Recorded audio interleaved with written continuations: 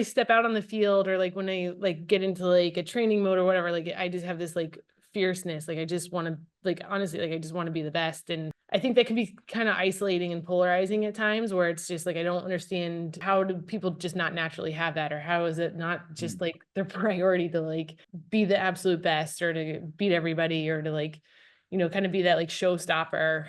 I just love the game too. That's the other thing, is I've just always loved lacrosse and love the challenge of it, love just the beauty of the sport. So I think that combined with like just like the fierceness of it, I was just like, wow, this is something that I want to pursue and be the best at.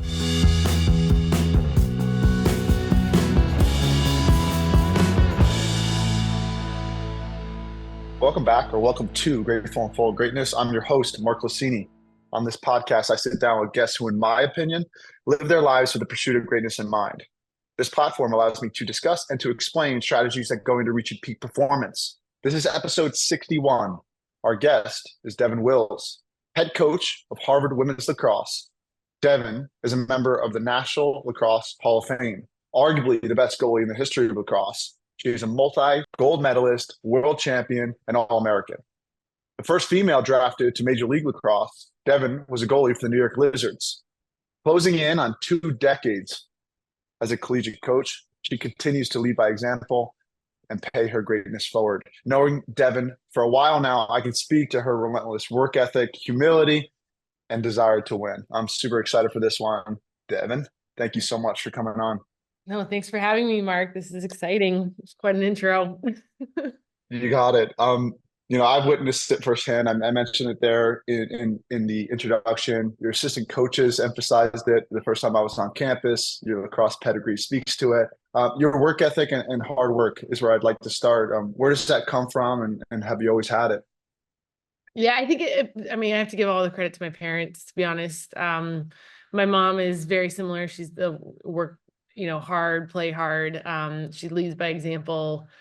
She's always kind of been somebody that says, when I'm whining or complaining about all the things I have to do, like just get my butt in the chair and get it done. And, there was never really any like sympathy for it. She just kind of said, you got to get it done. It's going to get done one way or the other. And you just kind of, put yourself into a routine, and yeah, it did. So I think it kind of stemmed from there with, homework and stuff like that. But, the other piece of it was like playing lacrosse and I grew up in Colorado.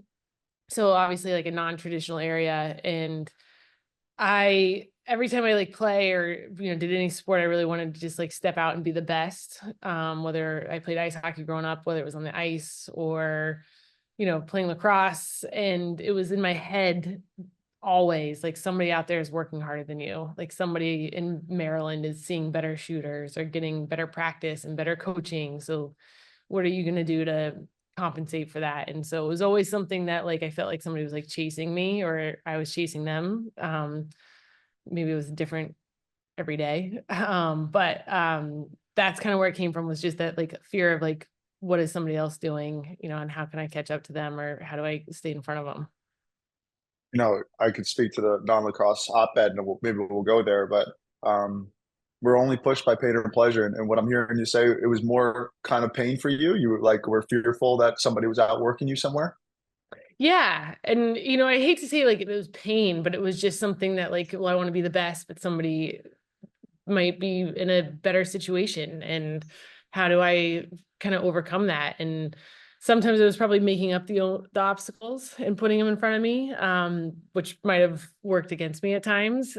And I think mentally that was something I really had to overcome, was kind of the comparison game. And because I think sometimes it worked to fuel me and sometimes it worked against me. But I think that was the big thing, was just, okay, I have to outwork this person. I have to, I don't know what they're doing out there in Maryland. Like, I got to run this extra sprint, or I've got to be prepared just in case for this, and just kind of put little scenarios in front of myself. Well, it worked out for the best, that's for sure. And I encourage listeners to check out the USA Lacrosse Magazine article that came out about you. And I was reading it, and Denver early years, that's what I want to talk about, the Colorado aspect of you. Your friend's dad owned a Lax World, like I think a sporting goods store. Could you take us inside of that story?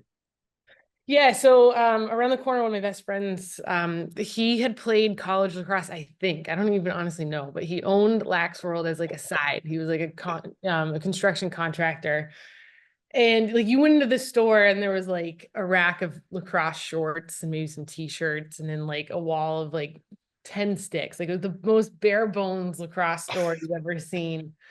And they would have like one kid working there that was like a high school guy, and they usually were in the back like stringing a stick, or I don't know what they were doing.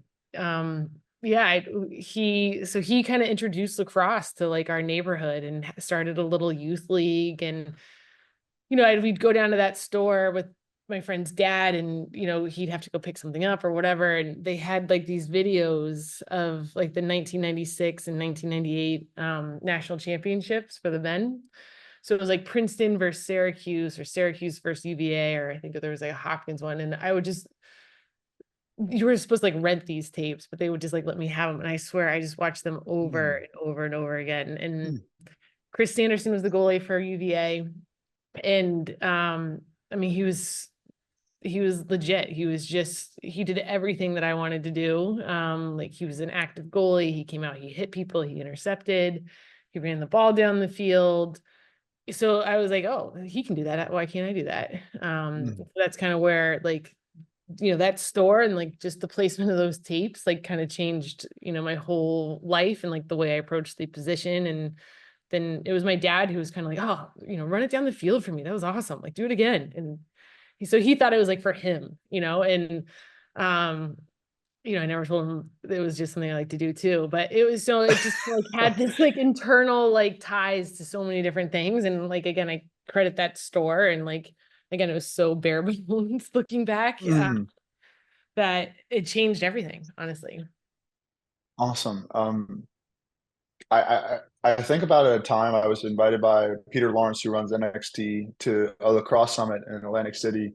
And one of the speakers there runs a company called Brave. And she was speaking to how we become braver or more courageous by taking brave action ourselves or watching brave action. So like if you really want to get yourself going, you can start taking small steps yourself, or watch the Chris's of the world. And I love how you mentioned your mom right from the jump, and you were watching her work hard, play hard. And the next question I want to ask you, on top of mom, dad, and Chris, like who were your coaches that impacted you really early on, whether that was middle school or high school?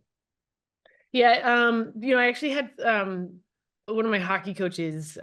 He was tough. His name was Mike Hockey, which was like bizarre that his last name was Hockey, but it was spelled funny. Very bizarre. And we were these like, punk like teenagers, and I played on a boys team. And like he just treated us like he just made us earn everything. Like our, other teams would show up and just step on the ice and play, but he would put us through like all these warm-up drills and like make us go running at like 4 a.m. before our like 5 o'clock game. And as like warm up, it was just like ridiculous. But it kind of just taught you like, well, just you can't complain. It was just like, this is what you have to do and you have to get it done. And like, look at us versus like the Joe Schmoes over there who are like watching us do this. And, like we had this whole system. So it kind of like put this idea, like be proud of like that it's hard, kind of like right from the beginning.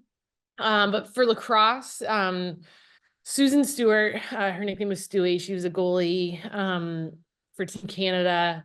And she was the head coach, or still is the head coach at Colorado College. And she would come to Denver and get together with Daniel Gallagher, who was on the US team as an attacker, and they would train together.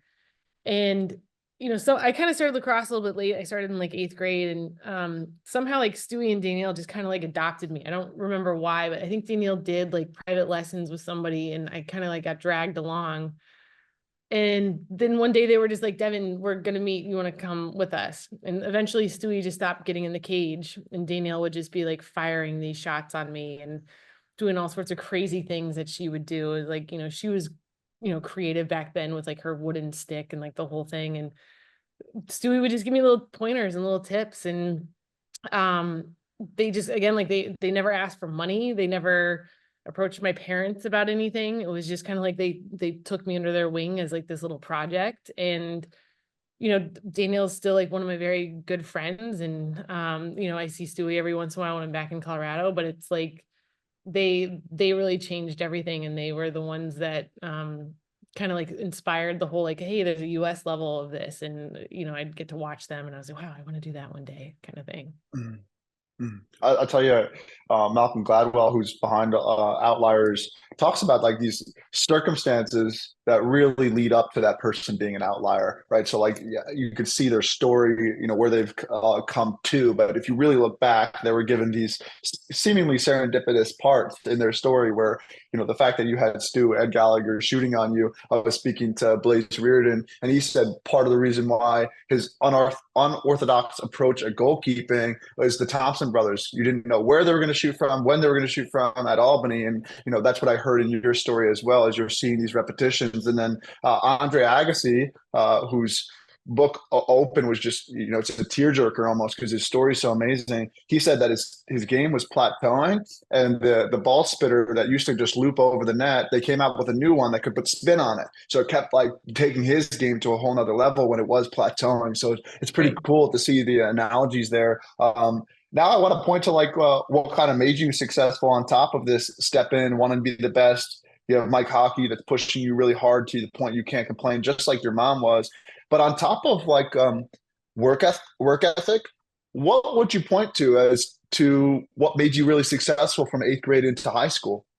Like off the field, I can be like pretty humble, and like I don't love a ton of attention and things like that. Like I don't really like to talk about myself all that much. So like, but then when I step out on the field, or like when I like get into like a training mode or whatever, like I just have this like fierceness. Like I just want to, like, honestly, like I just want to be the best. And I think that can be kind of isolating and polarizing at times, where it's just like I don't understand, you know, how do people just not naturally have that, or how is it not just like their priority to like be the absolute best, or to beat everybody, or to like, kind of be that like showstopper. Like it was always one of those things, like if we were doing a demo or at like a camp or whatever, like if whether it was a shooting demo, like I wanted people to walk away being like, whoa, that goalie was legit, like not even thinking about the actual shooting. It was more like changing the focus. And so again, it's like, I don't know if it's just something, and I just love the game too. That's the other thing, is I just always loved lacrosse and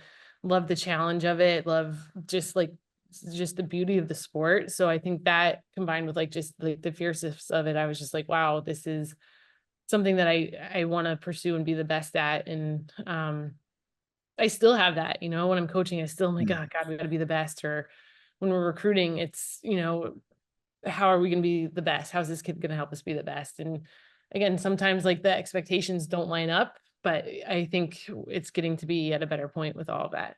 Outstanding. I mean, to speak to the isolation and the polarizing side of it, it is human nature. I was listening to Robert Sapolsky. He's like top of the field in psychology. Wrote a book called Why Zebras Don't Get Ulcers, and he was saying that um, when you're studying zebras and they're on the outside, it's really hard to see which one that you're studying. So you have to put a pin in its ear or paint on his backside just to say, okay, I'm studying that one. But then the lions can organize their hunt around it, right? So that zebra is not around for much longer. So one of the things that's human nature is, if you're a zebra, just like human beings, you want to be in the center of the pack so you don't stand out and I'm okay and nobody's going to hurt me. No lions can attack me. And every single culture, from the Western to Eastern philosophy, the poppy seed that grows above the rest can get the first one to get cut. The spouting whale gets harpooned. All those things where if you stand out and you show fierceness, you show isolation, you're setting yourself up for criticism as well. So there is something about you being courageous and being willing to stand in the net. So that's where I want to go now, because face-off, draw, and goalie are the hardest positions in lacrosse because there's so much time to think. Right? Could you take me inside your mindset as a goalie? Yes, I see the fierceness and the work ethic. What made you great from a mindset perspective as a goalie? Oh, I think that, it's something that I had to work at and probably still have to work at, and just kind of, I think part of it too was like figuring out who I was as a person as well as a competitor. I remember like, playing with the men, there was like a lot of heat, was I going to get lit up, blah, blah, blah, and, was it a publicity stunt and everything like that? And to me, I had to find a way to like just drown all that out, because it was in my head, it was that plateau. I was at the US level. I think it was after my second World Cup. at the US level, they had me doing a lot of crazy things like running out of the cage and doubling, and in the midfield ride, we always ran, what is now like the 10-man ride. Like we always did that no matter what. So there was a lot of less focus on like me stopping the ball. So I kind of approached the men's stuff of like, well, maybe I will get lit up. I probably will, but now I can actually focus on just stopping the ball and kind of going back to the basics and focusing on me and my position, as opposed to adding all this other movements out of the cage that I would normally do. So I think, it was one of those things I had to understand, like how is reading things or listening to outside commentary, or like, how is that going to serve me? I'm at the point, in my career where I know what motivates me. I know what I can spin that can be positive for my training and my mindset. And I know what's going to be toxic to it as well. So kind of making sure I had that filter of knowing, okay, I need to stay off these blogs. I need to stay off Twitter. I need to stay off whatever, because this isn't serving me in a positive way. This is actually what's going to serve me. I know this is going to be challenging. It's going to be way harder than anything I've ever done, but even if I completely fail, I'll definitely be better when I kind of go back to the US team, and kind of approaching it like, what are my positives and what are my negatives here, and like, the kind of like netting out the cost and net income on it. So I think that was like the biggest thing, was just kind of figuring out for me what's going to make me confident, what's going to serve me for the best, and like, who am I, and like both on the field and off the field, like at what point is something going to be detrimental to me as a person off the field from like reading something or hearing something, or my confidence, and just kind of trying to filter that out a little bit. And so I think eventually I got there, but still, I'm always my worst critic, and I had to kind of figure out that was, I didn't need to add in anything extra to that. I mean, you know me pretty well now, Devin, to know that that hits a spot with me when you talk about positive and negatives, self-awareness, knowing who you are, your routines, your habits, personality-wise. I was listening to an MD from Canada, Gabor Mate, talk about, as he was trying to evolve as an MD himself, he was going on a retreat with some monks, and the biggest question that they wanted to know is, tell me who you are. Tell me who you are. And that's a really hard thing to really get a grip on. So figuring out who you were, Devon, and the evolution of you as not just a goalie, but as a person. Three-time All-American at Dartmouth, 3 World Cups. Could you take me inside the evolution of Devon? Like, was there a major difference about you in Dartmouth as opposed to the Team USA, as opposed to the one that I'm looking at today? Yeah, I think probably at my core, though, some of those things haven't changed. Like I said, I'm always kind of thinking, is this person working harder? It's that comparison game. And again, it can be a good thing or a bad thing, but then, at the same time, you have to be like, am I at my limit? I might know that person's doing this, but like for me, have I reached my limit? Have the people around me, reach their limit with my actions, and kind of having that awareness as well. So I'd say like, yeah, when I, as any college kid, you get to school and you think like you're the greatest thing, and, you might be a little arrogant and a little cocky, or you might be different. You might be completely insecure and worried and whatever. And again, like kind of figuring out your place. And I think with Dartmouth, it took me that time to figure that out, more so like who I was off the field. Because again, it's college. So much is being thrown at you. You're away from home. That it was, lacrosse is like always like my happy space that I could kind of shut everything off, that was going off, off the field. But I think by the time I was a senior, though, it was kind of like, all right, now I'm like trying to figure out my life after this. And like all that outside noise kind of came in and definitely impacted me. And it did. It took me a minute to kind of like stop and be like, this is my last season. I'm done no matter what. I don't know what's going on with US, like anything can happen there. So, I think you kind of have that progression, and then like, as in life, no matter what, like you're going to have those highs, and then you're gonna have those lows, and that uncertainty, whether you just have to be able to know how to handle it both on the field and off the field, and like kind of finding your place a little bit. So I'd say at Dartmouth, like, yeah, it took me a long time to kind of hit that spot, but then, I graduated, I thought I wanted to be a coach, and then I suddenly decided I did not and wanted to become a banker. And 3 days before I was going to be a banker, called them up and said, I can't do this. This isn't who I was. And again, so it's Mhm. just like figuring out who you are. And lacrosse was Mhm. always that one constant. And I knew I could always control, like, okay, well, this will be how hard I work. This will be, you know, how I can get on the field. And I just think it's, who you are as a player is definitely reflective of like who you are off the field, just in like composure. It's different being a rookie on the US team than it is being a vet. And I think that just comes with, not just experience in games, but just in experiences in life and like who you are at that point. So let me ask about that experience. I mean, over 15 years of college coaching now, obviously well over 15 years of competing as a player. Two pieces of advice. Could you give first a piece of advice to that eighth grader to high school, lacrosse player or young athlete? And then the second piece of advice would be to that like first year coach that wants to coach in college. I think you have experience that you could pass on there. Yeah, I think, for the younger ones, it's trying to figure out what's going to motivate you to the point that it's positive, but at what point does it become toxic, and trying to find that line.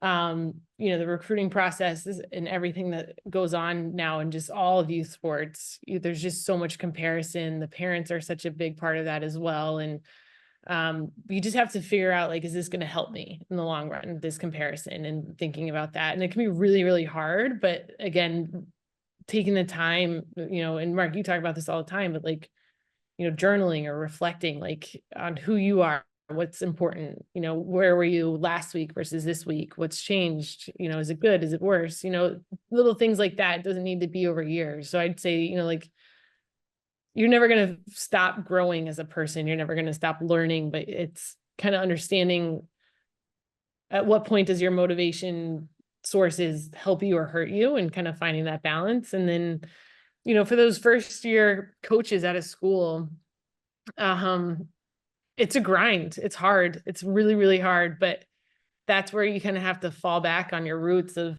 how much do you love it, and is it worth it? Is it worth it for you? Is it worth it for the people around you? Um, and if it's a struggle, finding ways to be flexible with it, what can you give up? What can you push more? And trying to find a way that works. And sometimes it's not the right fit, and other times, that love of the game might push you through the hard times. And I think all coaches that have been in it for like this long probably have had those moments for sure. Yeah. I mean, if you don't have that like unwavering passion and love for the game or the craft, I would be in lockstep with you there. And I did the 2 years of Wall Street before figuring out. So maybe you have that on me.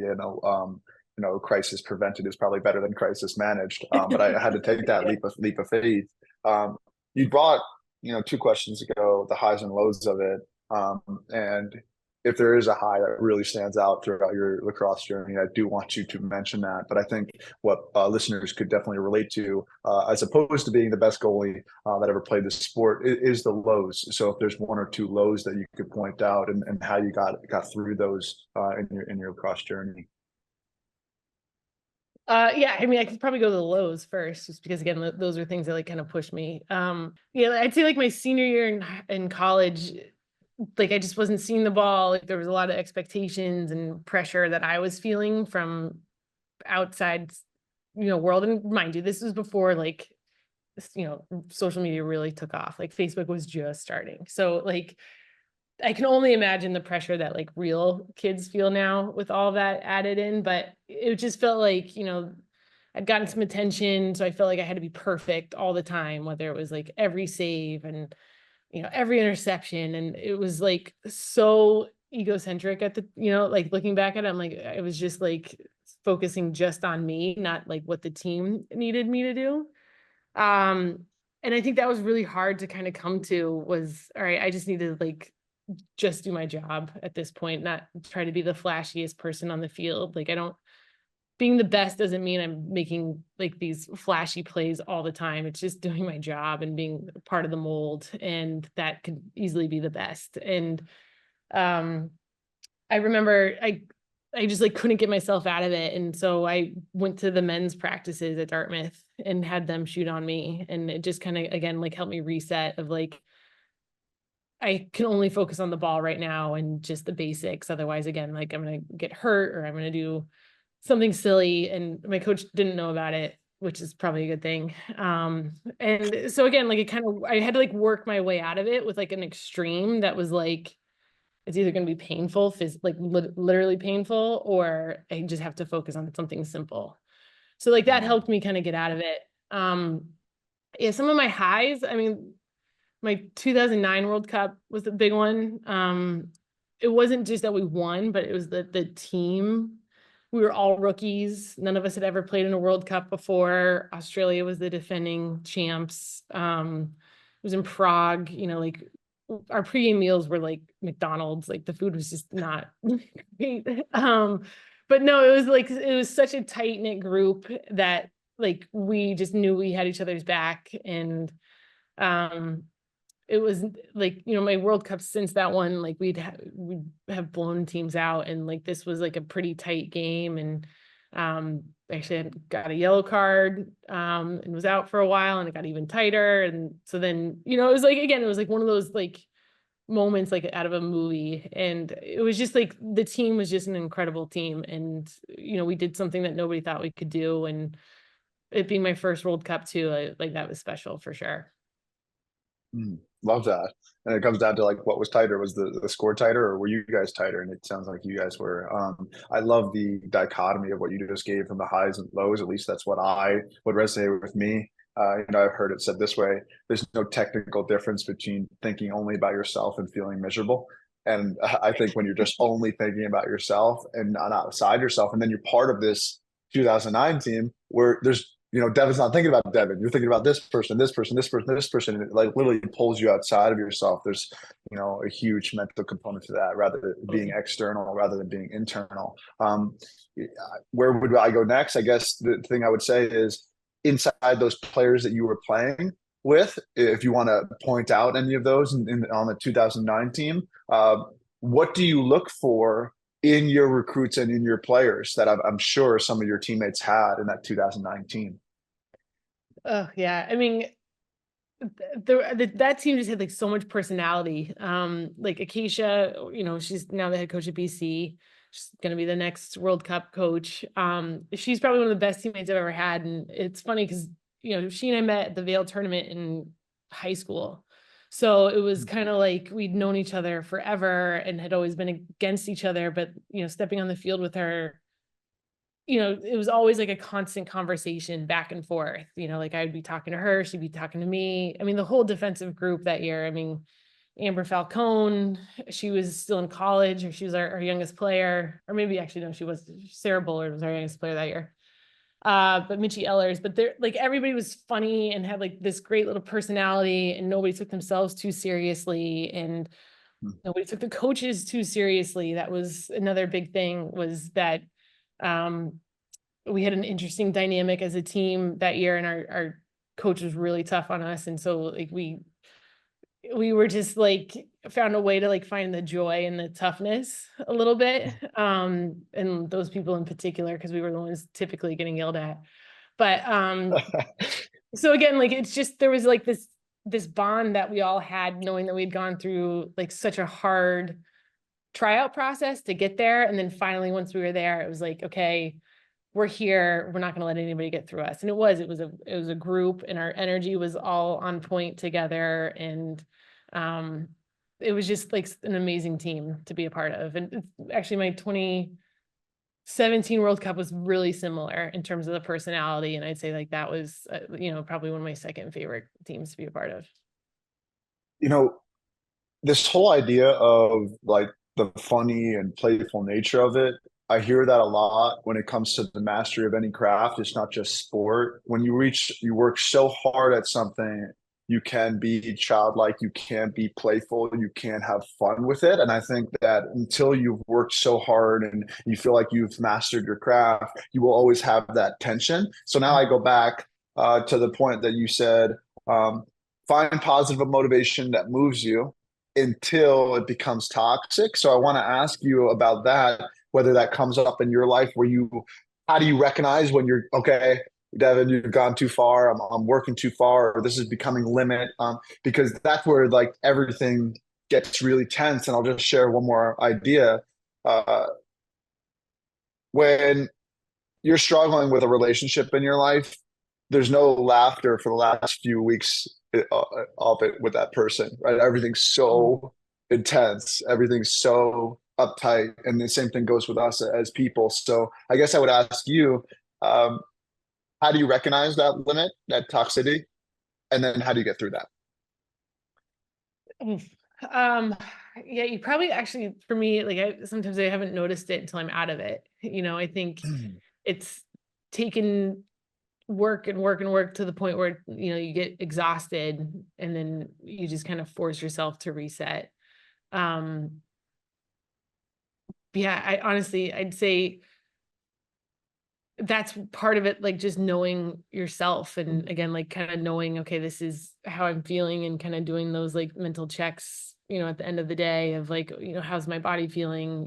If it's tired or if there's pain here and there, why is that happening? Where is that coming from? Is it I'm overdoing something in my training? Is it I'm overthinking and I'm grinding my teeth, or, things like that, that stress can kind of also bring out. But I do think it's like, when you have that emotional pain, you also have the physical pain. And I think it's the same thing. And I think, as people, everybody knows that that is a true statement. And then also as athletes, it as well, where you're maybe trying to control something you can't control. And, that ends up working against you. And again, kind of like taking a moment to stop and say, is this really serving me in the best way? And is this something I can actually control? And I think sometimes coming to that realization or recognizing that can be the hardest thing. I mean, we talk about that with our players all the time, control the controllables and don't worry about anything else. And I think that can be really hard, especially with people who are overachievers and who want to be successful. They want to be able to do everything.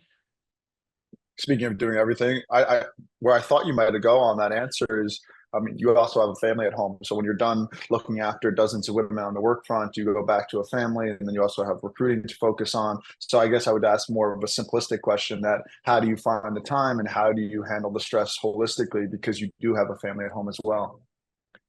Yeah, I think with my family, it's more like, okay, well, how can I be a good example to them? I think about it so much at work of, we talk about like we have to be the example for our team and, hold ourselves to the same standard that we're asking of them. And so when I go home, I kind of try to take some of those same thoughts. And I think one big thing that I've really tried to do this past year was to, when I'm at home, realizing I'm only with them for 2, 3 hours before they go to bed. So put the phone away, just be present, just be with them. And, same thing with the world of social media. I don't really want them seeing me on my phone all the time. I don't really want them, being those kids that know how to scroll through a phone and get on stuff. And, I can't ask them to not be like that if I'm not, holding myself to the same standard. So this past year, I think I've gotten a little bit better with it. But it's hard with recruiting and phone calls and things like that to kind of shut down. But, I think if it's, hey, I'm not available till 8 p.m., you're just going to have to wait. It's something that, you just kind of have to set that boundary. And, people have to be accepting of that because, they have their own boundaries as well. So you have to be accepting of theirs too. So I'd say that's the biggest thing. 100%. And when you were bringing up earlier about that advice to the younger athlete, and you talked about avoiding the outside noise, I was going to suggest the importance, as you pointed to, of the reflection of the journaling, but also like getting to your own internal signal. And then I would add even one more layer to it, that when you're at home and you're putting away the external noise, you're not only listening to your internal signal, but you're plugging into your loved ones. And I think there's a lot of mindfulness that can come from that. So setting up the boundaries and going into your coaching philosophy, Devon. I see some coaches that are extremely detail oriented, scheduled, organized, and others are more free flowing and more focused on motivation and general principles. How would you describe your coaching philosophy? Is it more of that detail orientedness, or is it more of that free flowing nature? Oof, I'd say it's a little bit of both. I'd probably say it's a little bit more detailed oriented because again, like I feel like those are some things that are small that I can always control. But also I feel like I have to be at times, especially with work, because it is my family that's gonna kind of have the consequences, where if I'm scheduling too much, they're gonna feel the brunt of that. So it's kind of like understanding, okay, my scheduling, my details, it's important for them to know ahead of time so they can plan, but our players also need to plan. They've got high academic demands. They need to know information so that they can plan accordingly. So I think like the job has made me like have to be more detailed oriented, but sometimes I do feel like that takes away from like the heart a little bit. So, it's like you're giving a motivational speech. Sometimes I'm like, if I haven't thought it through or thought through my messaging, I just feel like jumbled or just scattered. And so as much as I wish it was like completely, off the cuff and natural, sometimes it's like I recognize it's just not. And I have to kind of make those plans and like make sure my messaging gets through, or also read the audience, are they done listening to me talk? Do they need to hear, one of our assistants, or is it just the captains? And again, trying to get to know the team and their vibes about what they need, as opposed to it just, like I said, like being about me. Like I never want it to be about me. It's always going to be about the team. And, we're really just here to facilitate them and help them be successful. That's outstanding. And I love the juxtaposition between the detail orientedness and then listening to the heart. I've mentioned this on a prior podcast because it took me by storm when I learned about it. There's more research coming out on the importance of mind wandering. So going for a walk can allow you to be influx of greatest ideas when you really would think, oh, if I just sit down and think about this super, super hard, then it'll come to me. But once you provoke it in your mind that you want something, you going for the walk and letting it come to you as your mind expands could be a really, really powerful technique to use. And I really didn't know that because here I am like wanting to know the answer so hard, especially as a younger student athlete. But the inspiration comes that way. So you talked about all those people early on that were really big inspirations and influences when you were growing up. What about now? Like whether that's resources, books, or coaches in the sport, what do you do to enhance your knowledge and keep growing as a coach now? Like who are you pointing towards?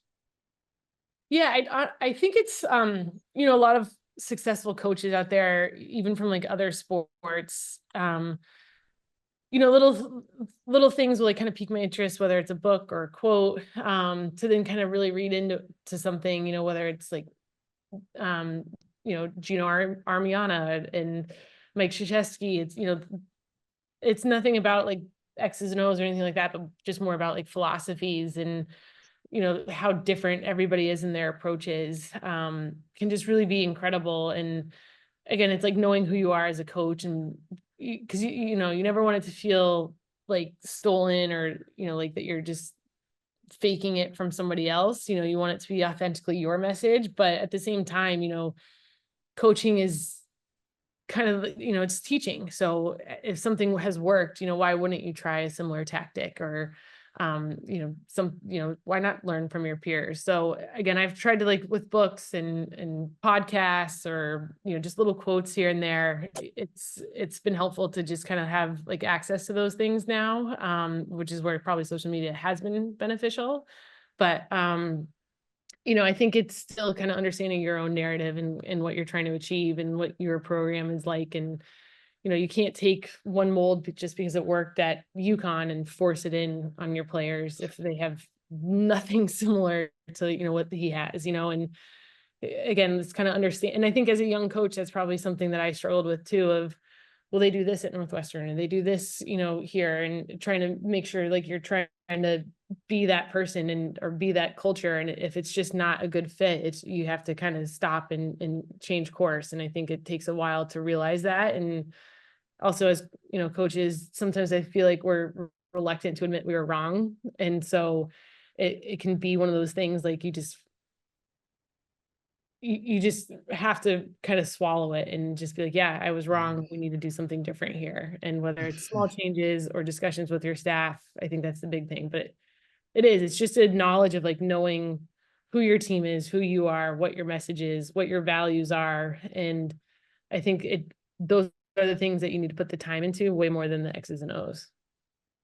Love that. And I think there's something to be said about that wisdom of a coach that's admitting that they're wrong, that's asking for help, that's getting other voices, that's going to the different resources. I absolutely love that. I guess one final question about your evolution to put in a bow is I asked you about your playing, I asked you about that and advice to the younger coach. But what about Devon specifically? If you were to look back, what's different about you now than when you were that younger coach?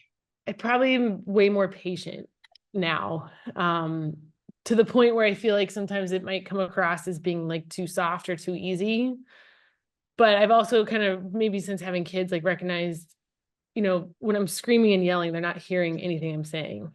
And they're just hearing the yelling. Or maybe I can't hold them to the same standards that I have yet. Maybe they have to grow there. It's a process. And I think as long as we're all on the same page of asking and demanding the same thing from each other, both the players from us, but also us from them, it has to be that relationship. And that takes a lot of time. And, even coming to Harvard my first year, I mean, it wasn't that long ago, but like, I wanted it all right then, and I'm watching everything. And like that concept of going for a walk is like beyond, it would have been beyond me. And now it's like on game days, I'm like, hey guys, I got to go for a walk because I just can't be around anybody else, and again, just kind of knowing that. And so I think patience and just kind of like pausing and being like, okay, what does the moment need right now? And what do they need? What do I need? And sometimes it is kind of giving them a little bit of grace, and other times it's giving them a little kick in the butt, but it is kind of taking the time to get to know them more. And I think that's something I still need to work at. I think every coach probably does, is still getting to like spend that time with your players. But again, like time is everybody's like worst, worst obstacle. Yeah. My my sister is now the mother of her first baby, 5 months old. My goddaughter, and I was asking my sister the same question. Okay, what do you know now that you wish you knew before? McKenna Marie came around, and she said, "Oh, that's easy. Give yourself grace."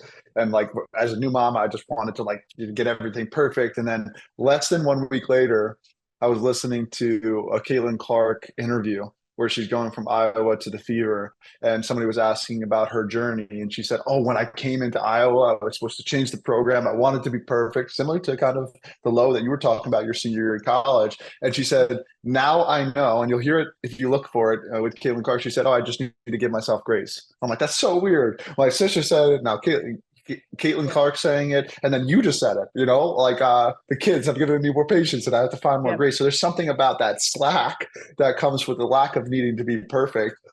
Any thoughts on that? Yeah, I mean, it's absolutely, I think you get to a level that you, again, like that perfection, that expectation, it's coming from yourself, and you do have to realize you're going to make mistakes. There are going to be things outside of your control that affect your outcomes. And sometimes that acceptance is the hardest part. So yeah, it is. It's that grace, it's that patience, it's understanding, hey, you're going to mess up. So my daughter was driving me nuts on Monday, or like 2 days ago. So, and I like lost my patience with her, but I'm like, no, it's because I'm stressed out about getting on a plane and running a camp, and I'm tired, and it has nothing to do with her. So, I get her on the phone when she's in the bathtub on Monday night. I'm like, hey, Decker, I'm so sorry. I was kind of short with you and whatever. And she said, what are you talking about? And so she has no memory. So again, like the kids are going to give you that grace too, because they have that like unconditional love, but like you got to give yourself that as well. Um, Carl Jung, the famous psychologist, said that everything that irritates us about others can lead us to a better understanding of ourselves. And I think that could be totally great and true if you just look at it from that perspective. And that's the kind of giving self grace, I think, is just like a very simplistic thing that we need to bring into the mental game, because there is so much outside of our control. The last person that I'll bring up that I've been studying is this guy, Stephen Peters, works with Olympians, former psychiatrist, now works with all these great athletes. And what he says is the number one step to being successful is acceptance. So it's this idea that when you are super emotional, Like, when are you going to accept that? Is it going to be a week from now, or is it going to be like a minute from now? Because the sooner that you can accept that and move through that emotion, you're going to get back on to winning. And I think that there's something to be said about that radical acceptance. And that's a skill, just like you said, your mindset was something that you had to work on, right? From your high school to Dartmouth and beyond. And perhaps what you were working on is accepting the shot that went by you, the bad game or etc. And moving forward. I want to go lighthearted for just a little bit here because I read it and I didn't know if it was true. More about how you invest your time outside of lacrosse.